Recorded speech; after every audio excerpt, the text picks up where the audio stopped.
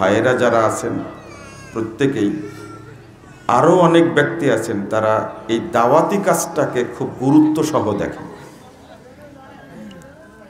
এর আগে যতগুলো প্রোগ্রামে গেছি প্রায় সেখানে আমি আহসান আব্দুর রব ভাইয়ের সাথে দেখা হয়েছে আমার, থাকেন। একবার আবেদন করলাম, মোটর সাইকেল নেই, তো তিনি বললেন যে ঠিক আছে, কত টাকা হয়েছে আর কত টাকা লাগবে বাকি টাকা আমি দিয়ে দিব। সেখানে সম্ভবত 1.5 লক্ষ টাকা দিলেন। আর এক জায়গায় প্রোগ্রামে গেলাম, সেখানেও দিলেন 1 লাখ টাকা। আপনারা কি মনে করেন যে এই ধরনের লোক 1-2 জন দ্বারা দিন প্রতিষ্ঠিত হবে? এখানে কি দোকান নাকি? না না, দোকান না। এই ভদ্রলোক কারা এখানে? এরা কারা এখানে? এরা কি বধির কিছু কথা শুনে না? এতগুলো মানুষ এখানে বসে আলোচনা শুনছে। আমরা এই এলাকায় কি জন্য এসেছি? কি আশ্চর্য ব্যাপার! আমরা 2টা কথা বলার জন্য আসি, আর কত অনুরোধ করে, কত পরিশ্রম করে এই প্রোগ্রামটা সাজানো হয়, মানুষকে নিয়ে আসা হয়। কত মানুষ দেখেন বাণিজ্য মেলায় ঘুরছে না? আজকে শোনা লাখ লাখ মানুষ। এর মাঝখানে কিছু মানুষ এখানে এসেছে, আল্লাহ তাদেরকে কবুল করেছেন, আলহামদুলিল্লাহ। আল্লাহর কবুলিয়াত ছাড়া, দয়া ছাড়া এই ধরনের মাহফিলে আসা মোটেও সম্ভব না। 2টা কথা বলার জন্য এসেছি, কথাগুলো শুনতে হবে। কিছু ফাজিল বক্তা আছে যাদেরকে ভাইরাস বক্তা বলি আমি, এরা না সারাদিন মিথ্যা কথাই বলে। আমরা যে কথা বলি, ক্যামেরায় ভিডিও হয়, বহু মানুষ এটা দেখতে পায়। এই কথা কিছু তিতো বলার কারণে মানুষ আমাদেরকে গালিগালাজ করে, কিন্তু উল্টা দলিল উপস্থাপন করার সাহস তাদের হয় না। আপনারা মনে করেন না আমরা এমনি আসি, এখানে পড়াশোনা ছাড়াই আসি, কষ্ট করা লাগে না আমাদের? তা আপনারা গুরুত্ব দিবেন, এটা চাই। আগে শুরুতেই বলেছি, সহযোগিতা করবেন আমাদেরকে। সহযোগিতা না করলে আলোচনা উপস্থাপন করা যায় না।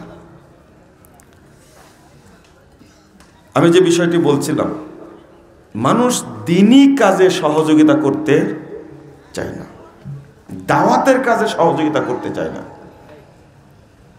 সহযোগিতা করবে কোথায়? মসজিদে, মাদ্রাসায়, এতিমখানায়, তাই না? সবচেয়ে কোন দান আল্লাহর কাছে বেশি গ্রহণযোগ্য? কোন দানটা, কোন সহযোগিতা আল্লাহর কাছে বেশি দামি? আমার কথা মনে বুঝতে পারছেন, তাই না? আপনাদের ভুল ধারণা থাকলেও আজকে বলে দিই, দাওয়াতটা হলো আল্লাহর কাছে সবচেয়ে দামি ইবাদত। আপনি প্রশ্ন করলে উত্তর দিবেন যে সালাত হলো দামি ইবাদত, তাই না? না, এর চেয়েও দামি হলো আকীদা, আর তার চেয়েও দামি হলো কি? দাওয়া, আদ-দাওয়াতু ইলাল্লাহ। এই জন্য আল্লাহ রাব্বুল আলামিন আগে দাওয়াতকে উল্লেখ করেছেন। কত জায়গা নেবেন? আল্লাহ বলছেন, কুনতুম খায়রা উম্মাহ উখরিজাত লিন-নাস তা'মুরুনা বিল মা'রুফ ওয়া তানহাউনা আনিল মুনকার ওয়া তু'মিনুনা বিল্লাহ। আগে দাওয়াত উল্লেখ করেছেন, তারপরে ঈমান। 110 নম্বর আয়াত সূরা আল ইমরান। 72 নম্বর আয়াত সূরা তওবার মধ্যে আল্লাহ উল্লেখ করেছেন, আল মুমিনুনা ওয়াল মুমিনাত বা'দুহুম আউলিয়াউ বা'দ ইয়া'মুরুনা বিল মা'রুফ ওয়া ইয়ানহাউনা আনিল মুনকার ওয়া ইউকিমুনাস সালাহ। এখানে আল্লাহ সালাতের আগে দাওয়াতকে উল্লেখ করেছেন। আপনি বলবেন আরেকটা সূরা হামিম সাজদা 33 নম্বর আয়াত আল্লাহ বলছেন, ওমান আহসানু কওলাম মিম্মান দাআ ইলাল্লাহ ওয়া আমিলা সলিহা ওয়া ক্বালা ইন্নানি মিনাল মুসলিমিন। বলেন আগে দাওয়াত না আগে আমল? কি বলছেন আল্লাহ?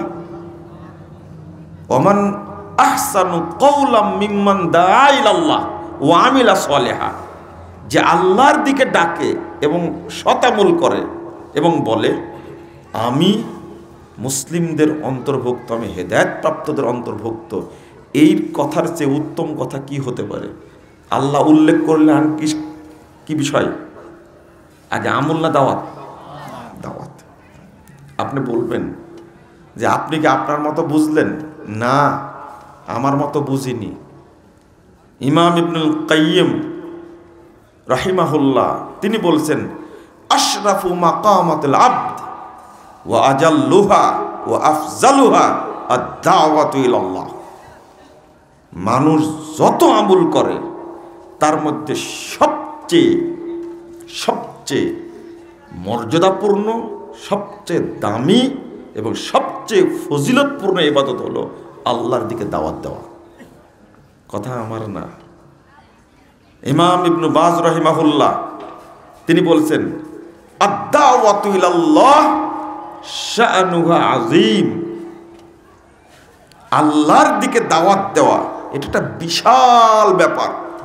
ওয়াহিয়া মিন আহাম্মিল ফুরুজ ওয়াল ওয়াজিবাত আলাল মুসলিমিন।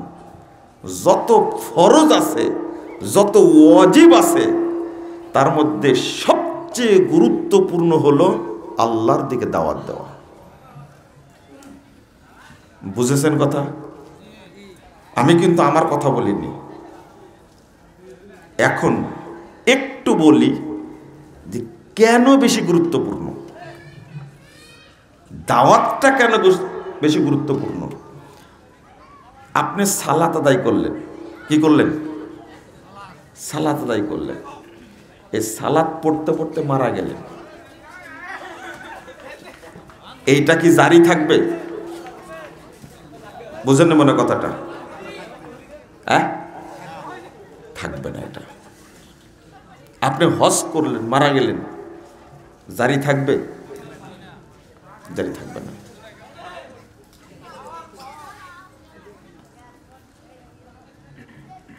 সালাতের ক্ষেত্রে, সিয়ামের ক্ষেত্রে আপনি সিয়াম পালন করলেন, মারা গেলেন, বলেন তো এটা কি জারি থাকবে? না। ফরজ সিয়াম বছরে কয় মাস? 1 মাস। তাহলে আপনি শাওয়াল মাসে চাইলেও ফরজ সিয়াম পড়তে পারবেন না। তাহলে ফরজ সিয়ামটা নির্ধারিত 1 মাস, শুধু রমাজান। কিন্তু দাওয়াত 12 মাস চলবে। সালাত দিনে কয়বার? 5 বার। 6 বার পড়া যাবে? 10 বার? নির্ধারিত। এটা মরে গেলে জারিও থাকবে না, এটা পড়েছে নির্ধারিত। ওযু ছাড়া পড়া যাবে? কিন্তু দাওয়াত দিনে কতবার নির্ধারিত আছে? না। ওযু লাগবে না। সালাত পড়তে হলে মসজিদ লাগবে, পবিত্র জায়গা লাগবে। কিন্তু দাওয়াত দিতে হলে মসজিদ, পবিত্র জায়গা লাগবে না। মনে হয় বুঝাতে পারছি না আপনাদেরকে। এইভাবেই বুঝতে হবে। ওয়াজ তো শুনেনি, কিছু কিছু ওয়াজও শুনতে হয়। আপনি সিয়ামের জন্য শর্ত, রমজান মাসে সিয়াম পালন করবেন, ঠিক আছে, কিন্তু সুবে সাদেক থেকে না সূর্যাস্ত পর্যন্ত রাতে রাখা যাবে না। কি রাতে রাখা যাবে? কিন্তু দাওয়াত দাওয়াতের জন্য সুবে সাদেক বা সুবে কাজেব বা সাতরুল লাইল বা সুলুসুল লাইল, এর কোনো শর্ত আছে? কোনো শর্ত নাই। 24 ঘন্টা। হজ ফরজ কয়বার? একবার। এরপরে করলে কি হবে? সব নফল। কিন্তু দাওয়াতটা এটা কি? এটা কখনো নফল হওয়ার সুযোগ আছে? না না না, নফল হওয়ার সুযোগ নাই। আপনি বৃদ্ধ হয়ে গেছেন, আর সিয়াম লাগবে না। অসুস্থ, চিররোগী, ফিদিয়া দিবেন, সিয়াম নাই। কিন্তু দাওয়াত বৃদ্ধ হওয়া শর্ত না, ঠ্যাং ভাঙ্গা শর্ত না, কোনো শর্ত নাই। দাওয়াত চলতেই থাকবে। আল্লামা আব্দুল্লাহ আল কাফি আল কুরাইশি রাহিমাহুল্লাহ পাকিস্তানের সংবিধানের বিপক্ষে লিখতে গিয়ে 40টা পয়েন্টের 38টা লেখে 39টা লিখতে গেছিলেন, কলম খসে পড়ে গেছে, তখনই মারা গেছেন লেখা অবস্থায়। আর এই যে কথাটা বলে দিচ্ছি, কথাটা যতদিন রেকর্ডে থাকবে বা আপনারা যতদিন ধরে রাখতে পারবেন, এই কথাটা যতজন শুনবে কিয়ামত পর্যন্ত, এই নেকি আমার আমুল নামায় লেখা হতে থাকবেই কিয়ামত পর্যন্ত। এটা বন্ধ হবে না। আপনি সব কিছু বন্ধ করতে পারেন, কিন্তু আমার এই ধারাবাহিক নেকি পৃথিবীর কোনো শক্তি মিলে বন্ধ করতে পারবে না। লিখবেন কে? মাদ্রাসা বন্ধ হতে পারে, মসজিদ বন্ধ হতে পারে, পারে না? বন্যা এসে নারায়ণগঞ্জ ধ্বংস হয়ে গেল, সব মসজিদ শেষ, কিন্তু আমি যেটা চালু করে গেছি, এটা ঝড়ঝাপটা কিয়ামত এসে এটা বন্ধ হবে? বুঝেন না মনে কথাটা? আপনি কি দাওয়াতটা বুঝেন জিনিসটা? দাওয়াত কি জিনিস? পৃথিবী ধ্বংস হয়ে যেতে পারে, কিন্তু আমার এই দাওয়াতের নেকি কখনো বন্ধ হবে না। একবারে কিয়ামত পর্যন্ত লিপিবদ্ধ হতেই থাকবে।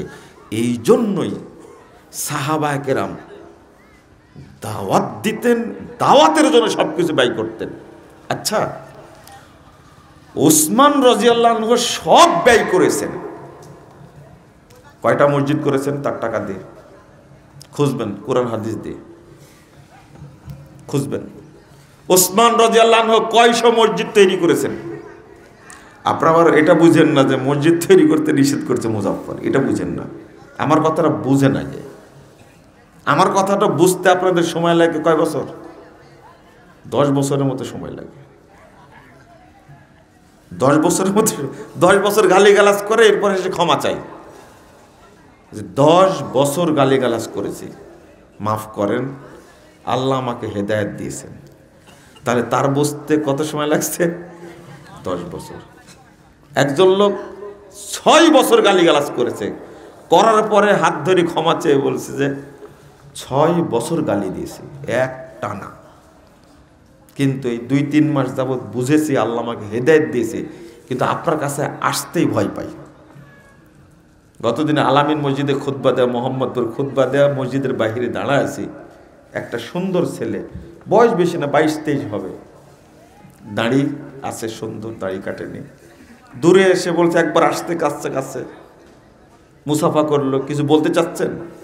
তখন হাতটা ধরেই কথাটা বলছে, 6 বছর যাবৎ গালি দিয়েছি আপনাকে, আমি 2-3 মাস যাবৎ আমি সহি আমুলটা করছি, কিন্তু আপনার কাছে আমি আসতে পারছি না, লজ্জায় কেমনে বলবো। বুকে জড়াই ধরে বললাম, এগুলো গালি না, এগুলো আমার জন্য নেকি হয়েছে। নেকি, আপনি গালি দিয়েছেন, কিন্তু আমার জন্য কি হয়েছে? তবে আপনারও পাপ হয়নি, আল্লাহ আপনাকে কি করে দিয়েছেন? মাফ করে দিয়েছেন। কারণ বুঝেছেন। তার বুঝতে কত সময় লাগছে? 6 বছর। আপনাদের কত বছর লাগবে জানেন? এই যে দাওয়াতটা বুঝালাম, এটা বুঝতে সময় লাগে 10 বছর। মানে আবু বকর রাদিয়াল্লাহু আনহু তিনি সবচেয়ে সম্পদশালী ছিলেন। আপনি আমাকে দলিল দিবেন আবু বকর রাদিয়াল্লাহু আনহু কয়টা মসজিদ করেছেন তার টাকা দিয়ে, কয়টা ইতিমখানা করেছেন? হ্যাঁ, যখন কাবা ঘরে সালাত পড়তে নিষেধ করলো, সহিহ বুখারীর লম্বা হাদিস, আবু বকর রাদিয়াল্লাহু আনহু নিজেই বাড়ির সাথে একটা মসজিদ করেছিলেন। তবে টাকা লাগেনি। কি লাগেনি? নিজে সালাত পড়ার জন্য তৈরি, নিজের বাড়িতে টাকা লাগছে। আপনি আমাকে দলিল দিবেন আবু বকর রাদিয়াল্লাহু আনহু এতটা মসজিদ করেছেন তার টাকা দিয়ে। অথচ রাসূল সাল্লাল্লাহু আলাইহি ওয়াসাল্লাম বলছেন, মা নাফানি মালু আবু বকর, মা নাফানি কত্তুন। আল্লাহু আকবার। আবু বকর রাদিয়াল্লাহু আনহুর মাল আমার যত উপকার করেছে আর কারো সম্পদ এত উপকার করেনি। এই কথা বলা মাত্রই আবু বকর রাদিয়াল্লাহু আনহু বলছেন,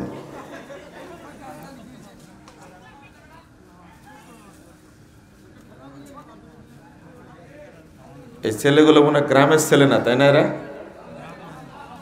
আপনাদের গ্রামের না মনে হয়? আশেপাশ থেকে আসা সমবয়সী ছোট ছোট। না না, সমবয়সী না এরা, এরা কিন্তু অনেক বুদ্ধিমান ছেলে।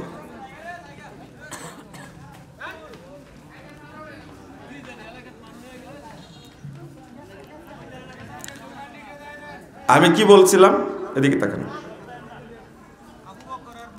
হ্যাঁ, আবু বকর রাদিয়াল্লাহু আনহু সম্পর্কে। ও, তখন আলী মালুন, আমার কি কোনো মাল আছে? আমার মাল আপনার মাল। কে বলছেন? আল্লাহ রাসূল সাল্লাল্লাহু আলাইহি সাল্লামকে আবু বকর বলছেন যে আমার সম্পদ বলতে কিছু নাই, যা আছে সম্পদ সবই আপনার। কি বুঝলেন? তাবুকের যুদ্ধের দিন আল্লাহ রাসূল চেয়েছিলেন সম্পদ। ওমর রাদিয়াল্লাহু আনহু বলছেন, আজকে সুযোগ আছে আমার। আল্লাহ রাসূল জিজ্ঞেস করলেন, 1678 নম্বর হাদিস আবু দাউদের মধ্যে এসেছে, মা আবকাইতা লিয়াহলিক, ওমর আপনি আপনার পরিবারের জন্য কি রেখে এসেছেন? তো বলছে, আবকাইতু লাহুম নিসফা, আমার সম্পদের অর্ধেক রেখে আসছে আর অর্ধেক নিয়ে চলে আসছে। আবু বকর রাদিয়াল্লাহু আনহুকে জিজ্ঞেস করলেন, তো আপনি কি নিয়ে আসছেন? মা আবকাইতা লিয়াহলিক, আপনার বান্দার পরিবারের জন্য কি রেখে আসছেন? তখন আবু বকর রাদিয়াল্লাহু আনহু বলছেন, আবকাইতুল্লাহ ওয়া রাসূলাহ, আমি বাড়িতে আল্লাহ এবং আল্লাহর রাসূলকে রেখে সবই নিয়ে এসেছি। বলেন তো তিনি কি জন্য দান করলেন? ওসমান রাদিয়াল্লাহু আনহু ছোট্ট মসজিদের একটা জায়গা কিনে দিয়েছিলেন, এটা হাদিস দ্বারা প্রমাণিত। মসজিদে নববীর জায়গা সংকলন হচ্ছিল না, রাসূল সাল্লাল্লাহু আলাইহি ওয়াসাল্লাম কিনে দিলেন ছোট্ট একটা জায়গা। কিন্তু এছাড়া পাওয়া যায় না যে ওসমান রাদিয়াল্লাহু আনহু তার এই বিশাল অর্থ সম্পদ দিয়ে হাজার হাজার মসজিদ তৈরি করেছেন। তাহলে কি করেছেন তারা? কি করেছেন তারা? বুঝেননি কথা মনে তো না? সব দাওয়াতের কাজে ব্যয় করেছে, সব। কিন্তু যতদিন পর্যন্ত এই শিক্ষাটা আমরা না শিখব, ততদিন আহলুল হাদিসদের দাওয়াত মানুষের কাছে যাবে না, অবশ্যই যাবে না। আপনি একটা কাজ করেন, আলেম তৈরি করেন যারা সবাই দাওয়াতি কাজ করবে, এটা সাদকা হবে আপনার জন্য, এটা অবশ্যই সাদকা হবে, যেটা কখনো বন্ধ হয় না লেখাটা। কিন্তু এই কাজেই আমাদের সবচেয়ে অলসতা বেশি। কিন্তু আমি একটা দোয়া করি, যেমন আহসান আব্দুর রব্বাই দান করেন, আমি দোয়া করি আল্লাহ তার প্রত্যেক টাকাতে 1 কোটি করে বরকত দান করুন। আল্লাহর কসম করে বলেছে, আমি এই দোয়াটাই করি, কারণ দাওয়াতি কাজে কেউ দান করতে চাই না। এটা আমি হাড়ে হাড়ে টের পাই, একবারে ছোটকাল থেকে টের পাই। এটা একবারে ছোট থেকে, ক্লাস 3 থেকে আমি এই দাওয়াতের আহ্বান মুখস্থ করেছি। যখন ক্লাস 3-তে পড়ি আমি, তখন থেকে বুঝি যে মানুষ দাওয়াতি কাজে ব্যয় করতে চাই না। একটা পত্রিকা মাত্র দাম হলো 10 টাকা। কয় টাকা? 10 টাকা। এই পত্রিকা একজনকে দিতে গেলাম যে মাসে 10 টাকা দেবেন। 2-3 মাস নেওয়ার পরে বলছেন যে আর দিও না। কেন? তো বলছে যে 10 টাকা তো মাসে দেওয়াটা কঠিন। আমি বললাম যে 10 টাকা দেওয়া কঠিন না, আপনার এটা অভ্যাস নাই। কি নাই? এই 10 টাকার ফজিলতটা আপনি বুঝেন না, এটার যে পাওয়ার কতটুকু। অথচ এই মানুষটা মাদ্রাসার জন্য প্রতি বছর একবার ওপেন ঘোষণা করতো 50,000 টাকা দিত। 50,000 টাকা দিত। শুধু এক জায়গায় দিলে 50,000 টাকা, অন্য অন্য জায়গায় 10 তো দেয়, 5 তো দেয়, 2,000 তো দেয়। কিন্তু বছরে বলেন তো, বছরে 10 টাকা করে হলে কয় টাকা হয়? 120 টাকা। মাসে 10 টাকা হলে বছরে কয় টাকা হয়? 120 টাকা বছরে দিবে না সে। প্রতি মাসে 10 টাকা দিতে হয়। তো এটাই তার কাছে ভারী। কেন ভারী? বলছে এটা পড়ার লোক নাই, আর আমারও পড়ার সময় হয় না। আর কেউ কেউ পড়ে, কিন্তু 10 টাকা দেওয়াটা খুব কঠিন। এত কষ্ট হতো শুনলে কথাটা। আপনার কি কেমন মনে হচ্ছে বলেন তো দেখি? অথচ লোকটা ধনী মানুষ। যখন চা স্টলে চা খায়, বসে কোনো জায়গাতে, নাস্তাই লাগে তোর অন্তত 200 টাকা 250 টাকা। এত ধনী মানুষ, কিন্তু দাওয়াতটা সে বুঝে না। বুঝে মাদ্রাসাটা, বুঝে মসজিদটা, কিন্তু দাওয়াত না হলে মসজিদ কিভাবে তৈরি হবে বুঝেন না, তাই না? মাদ্রাসা আলেম তৈরি না হলে মাদ্রাসা কিভাবে হবে? দেখেন এখন যতগুলো নতুন মসজিদ হচ্ছে, এরা কারা জানেন? অধিকাংশই সৌদি আরবে কামলা দিতে গেছে। ওরা ওখান থেকে মানুষের দাওয়াতে হাজির হয়েছে, আলেমদের। সেখান থেকে শিখে নিজ এলাকায় এসে ওই ছোটি ছোটি বই নিয়ে আসে, নিয়ে এসে বিতরণ করে, আমাদের খুঁজে বের করে। একজন বলছে যে 200 কপি জাল হাদিসের কবলে রাসূল সাল্লাল্লাহু আলাইহি ওয়াসাল্লাম সালাত বইটা পাঠান, আমি টাকা পাঠা দিচ্ছি। ছিল কোথায়? সৌদি আরবে। এক ভাই সিলেটে থাকে, ফ্রান্সে, বাড়ি সিলেটে। উনি 5,000 কপি বই নিলেন। অথচ মাজারের এলাকা, শিরিকের এলাকা, ওখানে কোনো দিনের আলোই নাই, সব মাজার পূজারি। হেদায়েত পেয়েছেন কোথায় গিয়ে? সৌদি আরবে। তিনি বুঝেছেন দাওয়াত কাকে বলে। বাংলাদেশের আলেমরাও দাওয়াত বুঝে না। আমাকে মাফ করবেন, আমি ক্ষমা চেয়ে নিচ্ছি। দাওয়াতটা এত দামি জিনিস, উপস্থাপনা করতে পারে না, বলেও না তারা দাওয়াত এত দামি জিনিস। উল্টা প্রশ্ন করে যে আপনি যেভাবে বলছেন আসলে এটাই কি দাওয়াত? আমি যে পড়েন একটু।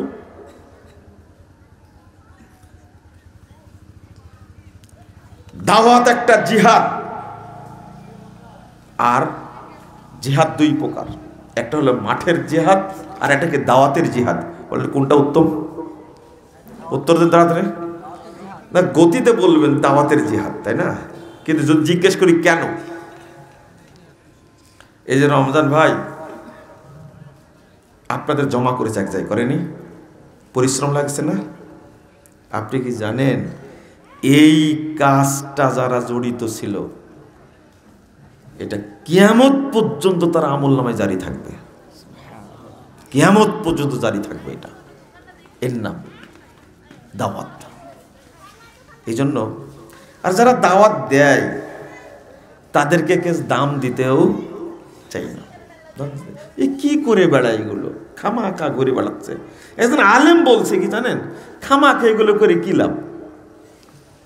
একজন আলেম বলছেন যে খামাখা এগুলো করে কি লাভ, চিন্তা করেন। অথচ রাসূল সাল্লাল্লাহু আলাইহি ওয়াসাল্লামের সামনে 75 জন সাহাবী বায়াত নিলেন। আল্লাহ রাসূল বায়াত করেন। 75 জন সাহাবী মদিনা থেকে এসেছিল। সবাইকে যে নির্দেশ দিলেন সেটা হলো, প্রথম নির্দেশ দিলেন আলাস সামি ওয়াত তাআ ফিল মানশাতি ওয়াল মাকরাহে। শোনো, তোমাদের মধ্যে যিনি নেতা হবেন তার কথা শুনবে এবং মানবে, সন্তুষ্ট থাকো আর অসন্তুষ্ট থাকো। ওয়ালা নাফকাতে ফিল উসরি ওয়াল ইউসরি, শোনো, আর দান করবে আল্লাহ রাস্তায়, তুমি ধনী হও আর দরিদ্র হও। ওয়ালাল আমরি বিল মারুফ ওয়ান নাহি আনিল মুনকার, দাওয়াত দিবে, ধনী হও গরিব হোক সবাইকে দাওয়াত দিতে হবে। এই জন্য আমি বলি, পানের দোকানদার যে এই যে গলায় বেঁধে বাদাম বিক্রি করে না, আমি তাকেও বলি সেও একজন দায়ী, যতটুকু জানে ততটুকু পৌঁছায় দেবে, একেও দায়ী হতে হবে। যতদিন এটা না হবে আহলে হাদিসদের মধ্যে, ততদিন দাওয়াতটা প্রতিষ্ঠিত হবে না। আপনি আল্লামা আব্দুল্লাহ আল কাফি আল কুরাইশি রাহিমাহুল্লাহর আহলে হাদিস পরিচিতি বইটা পড়ে দেখেন, তিনি কিভাবে লিখেছেন। তাদেরটা কবুল হয়েছে কারণ এত ইখলাস ছিল তাদের মধ্যে, এজন্য আমরা এখনো পড়ি, এখনো আমাদের অনুপ্রেরণা দেয়। আমি যেটা বলতে চাচ্ছিলাম সেটা বলাই হলো না, এই অবস্থান দেখে আমি এইদিকে আলোচনায় ঢুকে গেছি, কিন্তু আয়াত যেটা পড়েছি তার সাথে মিল আছে না, না না, আমি এই আয়াত পড়িনি। শুরুতেই বলি, একটা বর্তমান যুগে যে তাবলিগ চলছে, দাওয়াত এবং তাবলিগ চলছে, এটা হলো সুফিবাদ। কি বাদ? সুফিবাদ। কেন জানেন? আর এই সুফি মতবাদটা হলো কুফুরি মতবাদ। কি মতবাদ? বর্তমানে এই কাজটা করে যাচ্ছে টঙ্গীর লোকেরা, জুবাইয়ের গ্রুপ হোক আর সাদ গ্রুপ হোক, দেওবন্দি হোক আর বেরলভী হোক, এদের মূল টার্গেট হলো সুফিবাদ। কি বাদ? সুফিবাদ। ভালো করে উচ্চারণ করে তো, কি সুফিবাদ? সুফিবাদের মূল অর্থ হলো মানুষকে আল্লাহ বানানো। মানুষকে কি বানানো? আল্লাহ বানানো। এমন কিছু কথা যেটা আপনারা বুঝবেন ওইগুলো বলবো, যেটা বুঝবেন না সেটা বলবো না। এই সুফিবাদের উদ্যোক্তা হলো বাইজিদ বোস্তামি। কে? বাইজিদ বোস্তামির যে ফজিলত বর্ণনা করবে মনে করবেন সেই সুফি একজন।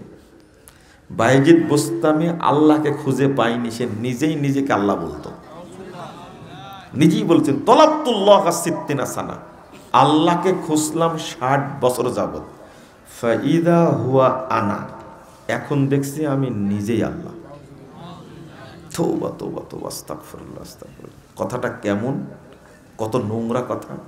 আমরা বলি সুবহানাল্লাহ, সুবহানাল্লাহ বলি না? আর সে বলতো সুবহানি সুবহানি মা আযামা শানি, আমি কতই না পবিত্র, আমার মর্যাদা কতই না বেশি। নাউযুবিল্লাহ আস্তাগফিরুল্লাহ। ও কোনোদিন মুহাম্মদ সাল্লাল্লাহু আলাইহি সাল্লামকে নবী মানত না। বাক্য কি জানেন? লিওয়াই আরফাউ মিন লিওয়াই মুহাম্মদ, আমার মর্যাদা মুহাম্মাদের মর্যাদার চেয়ে অনেক বেশি। আস্তাগফিরুল্লাহ। এই যে এখন পীরের ফকিরগুলো বলছে না যে নবীর চেয়ে ওলির মর্যাদা অনেক বেশি, কারণ নবীরা ওই দরজা পর্যন্ত উঠতে পারেনি। তাও একটা ভালো কথা বলেছে, নবীদেরকে যে এই ভণ্ডদের সাথে তুলনা করেনি, এই জন্য শুকরিয়া আদায় করে বলে আলহামদুলিল্লাহ। কারণ নবীরা হলো আল্লাহর বান্দা, নির্বাচিত নবী, সর্বশ্রেষ্ঠ মানুষ। আর যাদেরকে ওলি বলছেন এরা হলো পুরোটাই শয়তান। কি? একজন বলছে যে আমাকে খুব শয়তানের ডিস্টার্ব করে, তার একজন বলছে যে কই শয়তান তো আমাকে ডিস্টার্ব করে না, তো বলছে যে তুই তো নিজেই শয়তান। বুঝেন না কথাটা? তো তোকে শয়তান ডিস্টার্ব করবে কি করে, তুই তো নিজেই শয়তান। তে ওলিরা আল্লাহর নবী বেশি দামি, আল্লাহর বেশি কাছে চলে গেছে। তওবা তওবা আস্তাগফিরুল্লাহ আস্তাগফিরুল্লাহ নাউযুবিল্লাহ। ওদের ভিতরে যারা এই যে কথাগুলো যারা বলে এরাই হলো সুফি। এরাই কি? সুফি। ওদের একটা নিয়ম আছে, সুফিরা কখনো আল্লাহর উপরে দায়িত্ব দিতে চায় না। যেমন আমি আর একটা কথা বললে ভালো লাগবে আপনাদেরকে, আমি যে বললাম না তারা মানুষকে কি বানাতে চায় আর আল্লাহকে মানুষ বানাতে চায়। আবার বলি, সুফিরা আল্লাহকে মানুষ বানাতে চায় আর মানুষকে কি বানাতে চায়? আল্লাহ বানাতে চায়। নাউজুবিল্লাহ বলেন তো, জোরে বলেন নাউজুবিল্লাহ। বলছে মানসুর হাল্লাজ, তার নাম শুনেননি আপনারা? মানসুর হাল্লাজ এতই বদের বদ, আস্তাগফিরুল্লাহ। বলছে নাহনু রুহান হাল্লাল্লাহ বদানা, আল্লাহ আর আমি দুইজন রূহ, দুইটা রূহ এখন এক দেহের মধ্যে শামিল হয়ে গেছে। এই মানসুর হাল্লাজ পেশাব পায়খানা বিক্রি করতো, বুঝছেন? ওর পেশাব করলে পায়খানা করলে বোতলের মধ্যে রাখতো, মুরিদরা আসলে সেইভাবে বিতরণ করত। অসুখ অনুযায়ী বেশি অসুখ হলে পায়খানা খাওয়াতো, একটু কম সম হলে কি পেশাব খাওয়াতো। এতই বদের বদ। ও নিজেই বলতো আনাল হক, আনাল হক, আমি আল্লাহ, আমি আল্লাহ, আমি তুমি, তুমি আমি। এটা হলো সরমুনের পীরেরা খুব ভালো করে প্রচার করে। এটা সুফিবাদের প্রবক্তা ইবনুল আরাবী বলছেন আর রব্বু আব্দুল ওয়াল আব্দু রব্বুন ইয়া লাইতা শেরি মানিল মুকাল্লাফ। আল্লাহই বান্দা আর বান্দাই আল্লাহ। আমার বুঝে আসে না কে কার ইবাদত করবে। বুঝেননি কথা? কেমন খারাপের খারাপ রে ভাই। বলছে আল্লাহই বান্দা আর বান্দাই কি আল্লাহ। আমার বুঝে আসে না কে কার ইবাদত করবে। তওবা তওবা তওবা, আস্তাগফিরুল্লাহ আস্তাগফিরুল্লাহ, নাউজুবিল্লাহ। ওই জন্য পরের বাক্যটা কি জানেন? আহমাদুহু ওয়া ইয়াহমাদুনি ওয়া আবুদুহু ওয়া ইয়াবুদুনি। এই জন্য আমি আল্লাহর প্রশংসা করি, আল্লাহ আমার প্রশংসা করে। আমি আল্লাহর ইবাদত করি, আল্লাহ আমার ইবাদত করে। এবার কি মূল কথা পেয়েছেন? এদের মূল উদ্দেশ্য মানুষকে কি বানাতে চায়? আল্লাহ। আর আল্লাহকে কি বানাতে চায়? মানুষ। তওবা। উভয়ের মধ্যে কোনো পার্থক্য নাই। এই সুফি মতবাদ চলছে বাংলাদেশে। আহলুল হাদিস ছাড়া বাকিরা সবাই ওই যে বলি, যখন রাগ করেন মাহরুম বলা যাবে না। আমি বলেছি মরহুম বলেন না, মরহুম কেন মরহুম বলেন? মরহুম অমুক, মরহুম অনু, মগফুর। মরহুম আর কি মগফুর, মানে মারহুম আর মাগফুর। আচ্ছা কেন চালু হয়েছে বলেন তো দেখি। আসলে বলতে হতো রহিমাহুল্লাহ, আল্লাহ তার উপরে রহম করুক। এই দায়িত্ব আল্লাহকে ওরা দিতে চায় না। এই জন্য শব্দটা উপমহাদেশে কি মারহুম, তার উপরে রহম করা হয়েছে। কে করেছে? তোর বাপ। রহম কে করতে পারে? রহিমাহুল্লাহ বললে কি সমস্যা? ওরা বলবে না। আল্লাহকে দায়িত্ব দেওয়া হলো যে আল্লাহ তার উপরে রহম করুন। দায়িত্ব কাকে দিলাম এটা করে বলবে না। ও আপনারা বলছেন যে কার মধ্যে কি ঢোকালেন? জি, এটাই সুফিবাদ। গফরাল্লাহু লাহু, আল্লাহর নবী বলছেন আল্লাহ তাকে ক্ষমা করে দিলেন। সাহাবীরা বলছেন ক্ষমা করে দিলেন আল্লাহ। আর আপনি বলছেন কি মাগফুর, ক্ষমা করে দেওয়া হলো। কে দিল? কে দিল? এরা কোনোদিন বলবে না গফরাল্লাহু লাহু, আল্লাহ তাকে ক্ষমা করে দিলেন। ওরা বলে মাগফুর, ক্ষমা করা হয়েছে। কে বললো ক্ষমা করা হয়েছে তাকে? আর গফরাল্লাহু লাহু এটা হলো দোয়া, আল্লাহ তাকে ক্ষমা করুন, কিন্তু দায়িত্ব দিবে না। ওই জন্য আমরা বলি কি হাদিসের শব্দ 681 নম্বর হাদিস সহিহ মুসলিমের মধ্যে এসেছে।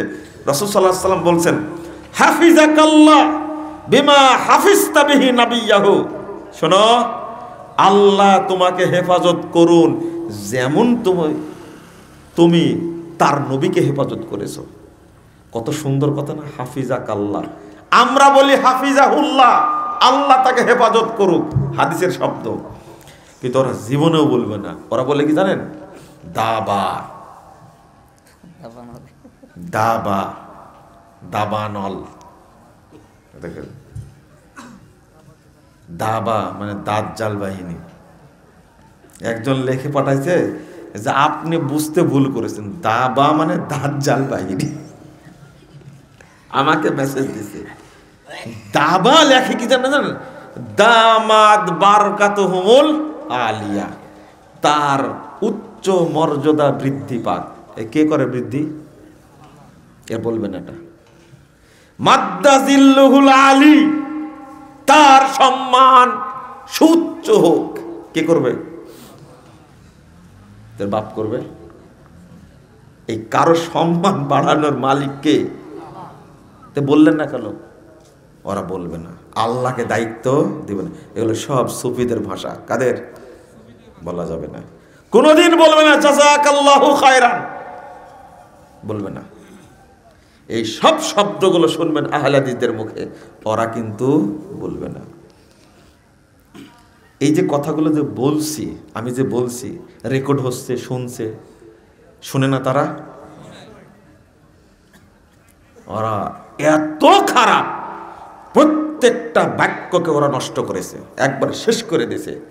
লা ইলাহা ইল্লাল্লাহ এর অর্থ উপমহাদেশে করেছে লা মাওজুদা ইল্লাল্লাহ, লা মাকসুদা ইল্লাল্লাহ, লা মাহবুবা ইল্লাল্লাহ, মা ফি কলবি গায়রুল্লাহ। এই কথাগুলো উচ্চারণ করলে মানুষ কাফের হয়ে যাবে। অথচ লা ইলাহা ইল্লাল্লাহর মূল অর্থ হলো লা মাবুদা বিহাক্কিন ইল্লাল্লাহ। কিন্তু এটা বাক্যটা নাই, আছে দেখেন তো কি বললাম? লা মাওজুদা ইল্লাল্লাহ, লা মাহবুবা ইল্লাল্লাহ, লা মাকসুদা ইল্লাল্লাহ, লা মাবুদা ইল্লাল্লাহ, এটা নাই। কেন? ইবনু আব্বাস বললেন, এটা সাহাবীরা বললেন, সালাফরা বললেন, আপনার কানে ঢুকলো না কেন? এখন যদি বলেন এই যে ভুলগুলো, লা মাওজুদা ইল্লাল্লাহ একটা বোঝায়, মানে আল্লাহ ছাড়া কেউ উপস্থিত নাই, মানে আল্লাহ সব জায়গায় উপস্থিত, প্রমাণ করে দিলেন কালেমার মধ্য দিয়ে। বলেন একটু নাউজুবিল্লাহ বলেন। আল্লাহ কোথায়? আরশ। এরা কোনোদিন বলবে না সুম্মাস্তাওয়া আলাল আরশ, আল্লাহ আরশের উপরে উঠলেন। ওরা বলছে কি জানেন? এই যে আল্লাহ আরশের উপরে উঠলেন, তাহলে আল্লাহ তো মানে সিফাত প্রমাণ হয়ে গেল। ওই জন্য বলছেন আল্লাহ আরশের মালিক হলেন। কেমন খাটাসের খাটাস! আল্লাহ আরশের কি হলেন? মালিক হলেন। যখনই বলে ইস্তাওয়া আলাল আরশ, আল্লাহ আরশের উপরে উঠলেন, তখন তোর সিফাত প্রমাণ হয়ে গেল না? এই জন্য বক্তা অনুবাদ করছে কাল্লামাল্লাহু মূসা তাকলিমা, আল্লাহর সাথে মূসা আলাইহিস সালামের কথোপকথন হলো। বক্তা, তোমার খবর আছে, আল্লাহ বলছেন, কোরআনের আয়াত, আল্লাহ মূসার সাথে কথা বললেন। কার সাথে? কাল্লামাল্লাহু মূসা তাকলিমা, আল্লাহ মূসা আলাইহিস সালামের সাথে কথা বললেন। এইটা হলো অনুবাদ। কিন্তু আল্লাহ কথা বললেন, তাহলে আল্লাহর মুখমণ্ডল আছে, কেমনে কথা হলো? প্রশ্ন আসবে না? এই জন্য অনুবাদ করলো না। কি অনুবাদ করলো? অনুবাদ করলো আল্লাহর সাথে কথোপকথন হলো। তওবা তওবা তওবা, আস্তাগফিরুল্লাহ আস্তাগফিরুল্লাহ, নাউজুবিল্লাহ। আপনাদের কিভাবে বুঝালে বুঝবেন? আমার উস্তাদ মারা গেছেন, আল্লাহ তাকে জান্নাতুল ফেরেশতাস দান করুন, আমিন। সামনে বসে বক্তব্য দিচ্ছিলেন, বসেছিলেন, বক্তব্য শুনছিলেন, পরে বলছে মাথাটাই তুমি আইলায় দিলে। আওলায় দেয়া বুঝেন তো? মাথাটাই কি করে দিলেন? এলোমেলো করে দিল। আমি বললাম যে তারকিব শিখাইছেন না? লা ইলাহা ইল্লাল্লাহ তারকিব কি? উপমহাদেশে নাহুবিদরা লিখছেন লা মাওজুদ, লা ইলাহা মাওজুদুন গায়রাল্লাহ। অথচ এর মূল অর্থ করতেন সাহাবীরা লা মাবুদা বিহাক্কিন ইল্লাল্লাহ, আল্লাহ ছাড়া সত্য কোনো মাবুদ নেই। আর আমরা অনুবাদ করছি আল্লাহ ছাড়া অন্য কেউ মওজুদ নেই। তাহলে আল্লাহ সব জায়গায় আছেন, এটাই হলো ওয়াহদাতুল উজুদ। এটা আরবিরা জানেই না, বাংলাদেশে কালেমার গোষ্ঠী এইভাবে শেষ করে সেটা জানেই না। এটা আর একটা আছে, চিঠি লেখার সময় এখানে একটা চিঠি দেখলাম, দেখি কি লেখা আছে। এখানে মনে হয় লেখা নাই, যাক আলহামদুলিল্লাহ, তাও তো ভালো। কিছু লেখেনি, শুধু লিখছে ধন্যবাদ আনতে, কিন্তু এই চিঠির শেষে লিখবে, দেখবেন মাস সালাম। কি লিখবে? আসসালামা না, মাস সালাম। মাস সালামা বললে কোনো সমস্যা নাই, ওটা বিদায়ের সময় বলে কি মাস সালামা ইলাল্লিকা বলে, কিন্তু চিঠির শেষে কি লেখে? মাস সালাম। অথচ হবে 2414 নম্বর হাদিস তিরমিজির মধ্যে এসেছে ওয়াসসালাম। কি হবে? এখন বলবেন যে এটাও কি ভুল হলো? জি, মাস সালাম এটা হলো সুফিদের ভাষা, ওয়াসসালাম মানে আল্লাহ তোমার উপরে শান্তি বর্ষণ করুন। আর কি মাস সালাম, কি কি হলো? কি হলো? বক্তা বলছে আসসালামু আলাইকুম ওয়া রাহমাতুল্লাহি তাআলা ওয়া বারাকাতুহু। বক্তা বুঝে না, বক্তা বুঝে না, এই জন্য বলে ফেললো। আপনারা কি রাগ করলেন? কথাগুলো বললাম তো। এই দাওয়াতকে প্রচার করবে, এই কথাগুলো বলছি। যদি আয়োজন না হতো, আমি বলতাম এই আয়োজন করার কারণে কিয়ামত পর্যন্ত নেকি বাড়ে তারা। আমি যে কথাগুলো বলে যে নেকি পাবো, আয়োজকরা সমপরিমাণ নেকি কিয়ামত পর্যন্ত পেতে থাকবে ইনশাআল্লাহ। এর নাম হলো দাওয়াত, এর নাম হলো কি? দাওয়াত। আপনি বুঝেন না? মান দাল্লা আলা খায়রিন ফালাহু আজরু মিসলি ফাইলিহি। আরেকটা বলতে তখন ভুলে গেছে, দাওয়াতের আরেকটা গুরুত্ব হলো এই যে বক্তব্য প্রচার করার কারণে আপনারা যত মানুষ আমল করবেন, আমল করে আপনি ততটুকুই নেকি পাবেন, এর বেশি পাবেন না। কিন্তু যত মানুষ আমল করবে কিয়ামত পর্যন্ত কথাটা শুনে, আপনাদের সমপরিমাণ নেকি, সবার যত নেকি হবে, আমার একাই তত নেকি হবে। তাহলে পারবেন কি আপনি দাওয়াতের সাথে অন্য আমল দিয়ে? বুঝেন না মনের কথা, তাই না? মনে করেন আরো 10টা ক্যামেরা এখানে আছে, অনেক জায়গাতে আজকে খুতবা দিলাম, সেখানে অনেকগুলো ক্যামেরা, অনেক ক্যামেরা। তো আল্লাহ রহম করুক তাদের উপরে। একটা হাদিস শুনে আমাকে এক মুরব্বী বলছেন, এই জিনিসটা কোনোদিন জানা ছিল না। তো কি জিনিস? যে কবরে ঢোকার সময় জাহান্নামের ফেরেশতা কবরে ঢুকবে পায়ের দিক থেকে, তখন মসজিদে যাতায়াত করে যে পদচিহ্ন, এইটা যে পাহারা দিবে আর আযাবের ফেরেশতাকে প্রতিরোধ করবে, কিয়ামত পর্যন্ত পদচিহ্ন পাহারা দিবে, এটা আমার জানা ছিল না কোনোদিন। হাদিস ৯৪৩৮ নম্বর হাদিস তারপরে নেওসাতের মধ্যে এসেছে। কি আশ্চর্য ফজিলত, উনি জানতেন না। এই লোকটা শিখলো না, তাহলে আমল করবে না, গুরুত্ব দেয়। তারপরে আরেকটা হাদিসের কথা বলছে, তাহলে ফরজ সালাত মসজিদে এসে পড়লে হজ্জের নেকি হয়। শুধু হজ্জের নেকি না, কবুল হজ্জের আল্লাহ নেকি দান করবেন। কেউ যদি নফল সালাত পড়ে মসজিদে গিয়ে, আল্লাহ তাকে কবুল উমরার নেকি দান করবেন। তো উনি বলছেন যে জীবনেও কথাগুলো শুনিনি, মসজিদের সাথে যে এত কিছু জড়িত এটা জানি না। তাহলে একজন ব্যক্তি কি মসজিদে না আসলে রহমতের বাহিরে থাকে? আমি বললাম যে হাদিসটা তাই বলে। কারণ মসজিদে ঢোকার সময় কি বলি? আল্লাহুম্মা আফতাহ লি আবওয়াবা রাহমাতিক। আল্লাহ তুমি আমার জন্য তোমার যত রহমতের দরজাতে সবই খুলে দাও। মসজিদে না যাওয়া পর্যন্ত আল্লাহর রহমতের দরজা খোলা হয় না তার জন্য। এই হাদিস প্রমাণ করে ও রহমতের দরজার বাহিরে আছে। যখনই মসজিদে ঢুকলো তখন আল্লাহ তার জন্য রহমতের সব দরজা খুলে দিলেন। বুঝেননি মনে কথাটা, তাই না? তখন বলছে যে এইভাবে তো কোনো চিন্তাই করিনি। তা নিঃসন্দেহে বক্তব্যটা সে মাথায় নিয়েছে, নেয়নি? এই লোকটা যদি আমল করে নেকি পাবো না? এই লোকটা যদি কারো কাছে বলে ওই নেকিটা পাবো না?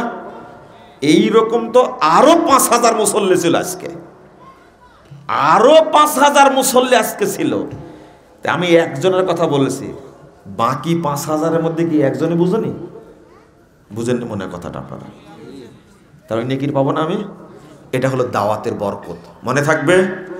আল্লাহ যেন আমাদের বুঝার তৌফিক দান করেন, আমিন। আমি আলোচনা শেষ করি, আপনাদের আর কষ্ট না দিই। এরপরে কি আলোচনা করবেন? আপনি কেন সভাপতি সাহেব কই? দেখেন, সভাপতির নাম নিয়ে কত কথা বললাম, সভাপতি সাহেব আসেনি, অসুস্থ। আমাকে দোয়া করে দিতে হবে, তাই না? আল্লাহ যেন আমাদের উপর রহম করে, বলেন আমিন।